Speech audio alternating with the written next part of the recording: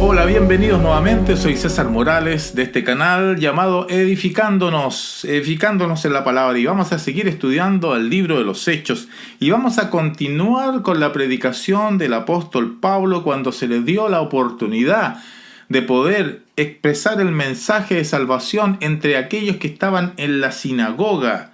Ahí, justamente, en los versículos 16 en adelante, ahí en Antioquía de Pisidia, que fue lo que vimos en el video anterior. En este lugar donde habían hombres de Israel, judíos y también temerosos de Dios, escucharon la palabra del Señor que les va a predicar el apóstol Pablo, ocupando tres grandes secciones o argumentos dentro de esta predicación. Primero, dándose cuenta del respeto que tienen los judíos por la palabra del Señor. Segundo, el conocimiento que tienen, y va a mencionar varias veces las escrituras, por el conocimiento que ellos tienen. Y segundo, cómo son apreciados por Dios los judíos en el plan que Dios tiene, en el esquema que Dios tiene. Tienen un lugar especial los judíos, entonces les va a ir mencionando todo esto en la predicación. Les habló entonces desde los comienzos de cómo fueron sacados desde Egipto, de cómo fueron llevados al desierto, de cómo vencieron a 7 naciones en específica. La vimos ahí en Deuteronomio 7, versículo 1, para luego hablar entonces de los reyes de Saúl y luego de David, y desde David la descendencia venía entonces del Cristo, y va a mencionar al Cristo Salvador. Y va a mencionar también a Juan el Bautista, que vino a preparar el camino del Salvador con un mensaje de arrepentimiento, y debían ir a las aguas del bautismo para el perdón de sus pecados. Así lo dice Mateo capítulo 3, Marcos capítulo 1 y Lucas capítulo 3. Pueden leerlo o repasar el video anterior. Y entonces Pablo les va a predicar de la palabra del Señor, de esta salvación. Y va a decir entonces de que ellos son los testigos que Dios ha puesto para entregar este mensaje, testigos oculares que vieron al Cristo resucitado. Y quedamos en el versículo 31, en el 32. Nosotros, dice Pablo, les anunciamos las buenas nuevas de que la promesa hecha a los padres, Dios la ha cumplido a nuestros hijos al resucitar a Jesús, como también está escrito en el Salmo 2. Hijo mío eres tú, yo te he engendrado hoy.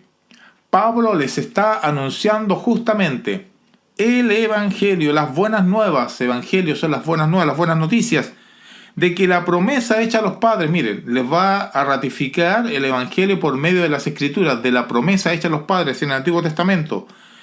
Dios la ha cumplido a nuestros hijos, ¿a qué? ¿Cómo? Al resucitar a Jesús. Como también está escrito en el Salmo 2, y va a citar el Salmo 2, Hijo mío eres tú, yo te he engendrado hoy.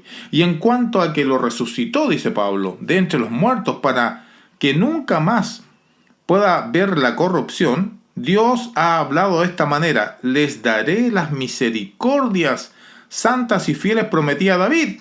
Isaías 55:3.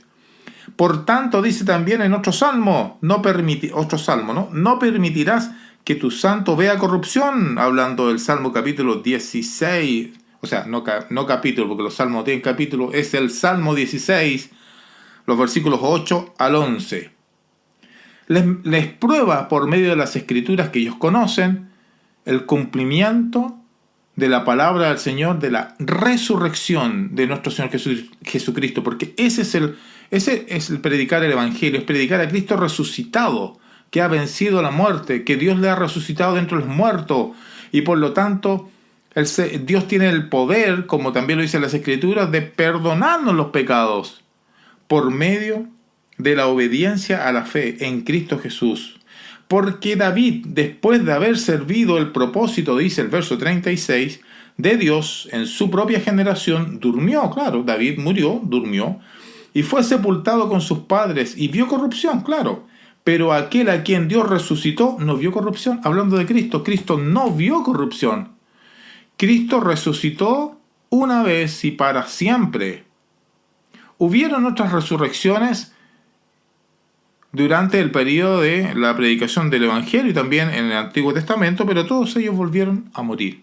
Cristo no fue así. Resucitó y no vio corrupción. Y aquí está el texto que quiero que pongamos atención en este video.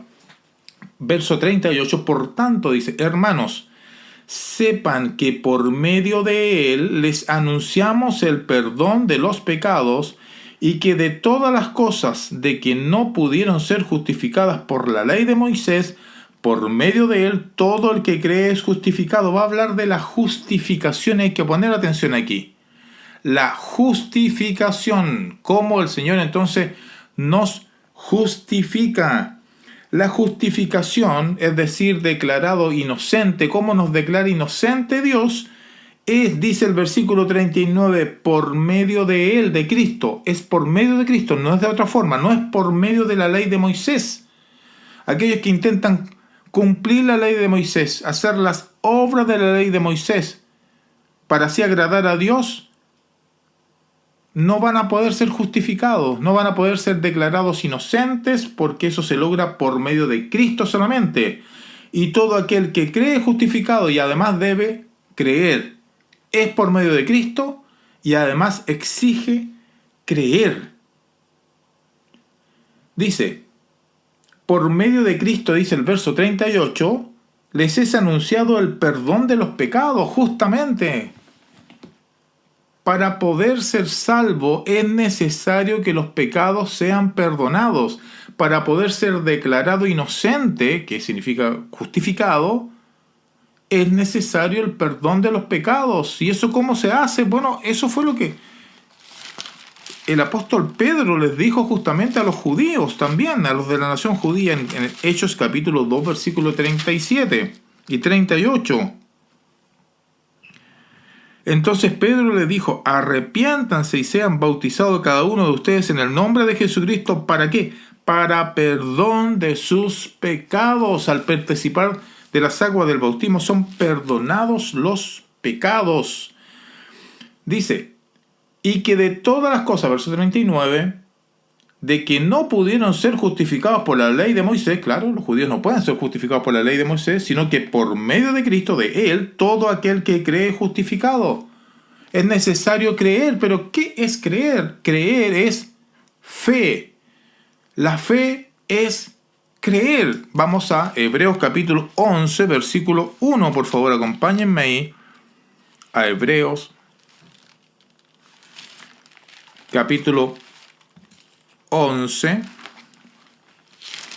y vamos a ver el versículo 1.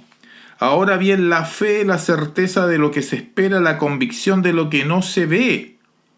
Eso es la fe.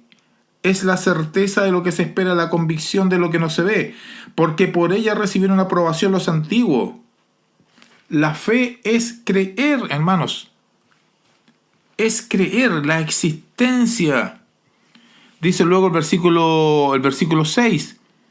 Y sin fe es imposible agradar a Dios, porque es necesario que el que se acerca a Dios, ¿qué dice? Crea que Él existe y que recompensa a los que le buscan. La fe es creer, pero creer es esta fe, creer, es activa, no es pasiva, es activa. Nos exige hacer algo. Sí, nos exige hacer algo. ¿Has escuchado bien? Hemos sido justificados. Hemos sido declarados inocentes por medio de Cristo Jesús, por el sacrificio. Pero ¿es a todo? No, dice, es solamente a aquellos que creen. A los que creen. Y creer está estrechamente relacionado con obedecer. Creer y obedecer es justamente lo que el apóstol Juan nos dice en Juan capítulo 3. Vamos a ir a Juan, capítulo número 3, el versículo 35. Dice, el Padre ama al Hijo y ha entregado todas las cosas en su mano. Y ahora el 36. El que cree en el Hijo tiene vida eterna. Amén. Así es, el que cree tiene vida eterna, pero el que no obedece al Hijo no verá la vida, sino que la ira de Dios permanece sobre él. La Reina Valera dice el que no cree. Todas las otras versiones, o muchas otras versiones, dice el que no obedece. ¿Por qué? ¿Cuál es la razón? La razón es que en el griego, que es el idioma que fue escrito justamente esta carta, creer es pisteun y obedecer es episteo. Entonces, en la primera parte dice, el que cree en el Hijo, está hablando de creer, el que cree en el Hijo tiene vida eterna, y la segunda parte está hablando de obedecer. Pero el que no obedece al Hijo no verá la vida eterna. Entonces se usan como sinónimo aquí creer y obedecer. Debemos obedecer, es lo que realmente hay que hacer. Esa misma palabra que está ahí, que es la que yo les dije, episteo o episteon, en este caso ahí específicamente, es la que usa Pablo en Romanos. Cuando uno va a Romanos, capítulo 2, si vamos a ver el versículo 8, dice: pero a los que son ambiciosos y no obedecen a la verdad, sino que obedecen a la injusticia, ¿qué va a pasar con ellos? Ira e indignación de parte de Dios. ¿A quiénes? A los que no obedecen a la verdad. Esa palabra obedecer que está siendo ocupada por Pablo es la misma que está aquí en Juan, capítulo 3, versículo 36. No obedecen al Hijo de Dios. Creer es obedecer, porque es activo. Necesitamos obedecer. Obedecer. ¿Y obedecer qué? Obedecer el Evangelio. Dice Juan en el capítulo 8 que la verdad nos hará libre. ¿Libre de qué? Libres del pecado. ¿Cuándo? Cuando obedecemos a la verdad. Cuando obedecemos al Evangelio. Segunda de Tesalonicenses. Segunda de Tesalonicenses.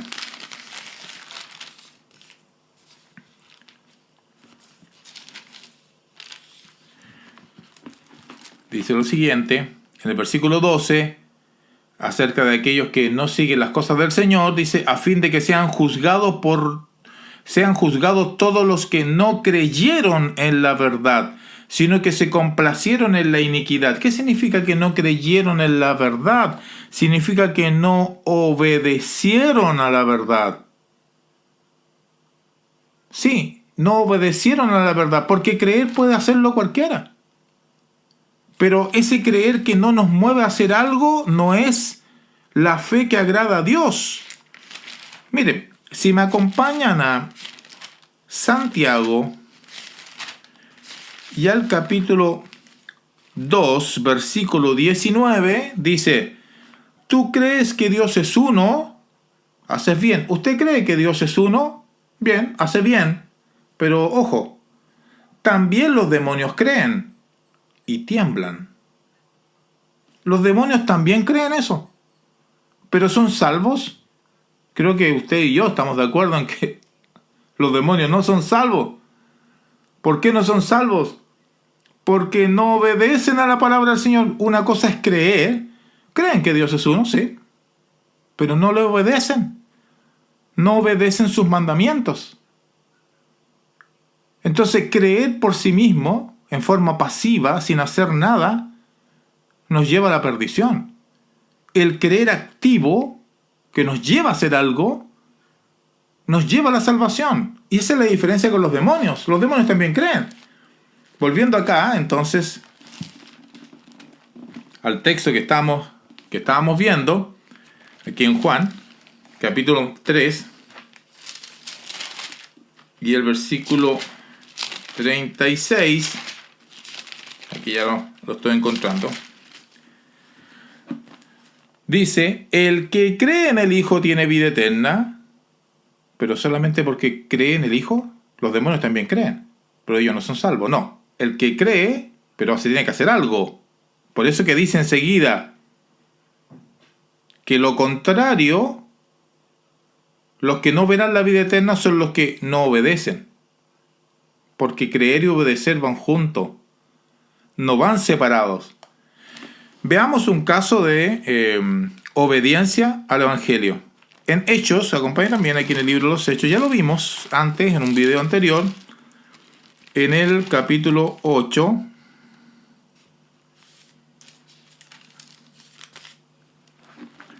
Vamos a ver aquí el capítulo 8, verso 12.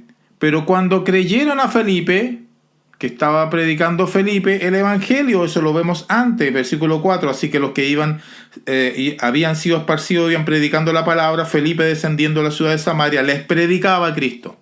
Entonces ahora en el verso 12, cuando creyeron a Felipe, que anunciaba las buenas nuevas del reino, lo mismo que está haciendo Pablo con los judíos en el capítulo 13, predicando las buenas nuevas del reino de Dios, y el nombre de Cristo Jesús, porque la única forma que somos justificados es por medio de Cristo.